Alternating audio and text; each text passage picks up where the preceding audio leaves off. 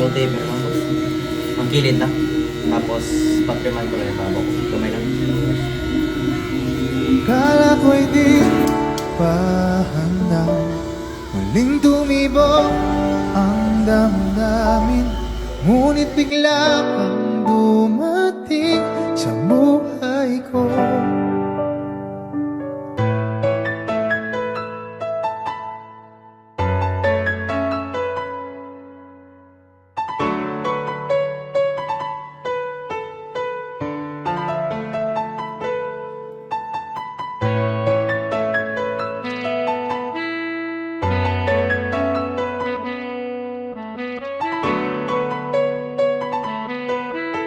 Sana ay ingatan ka niya.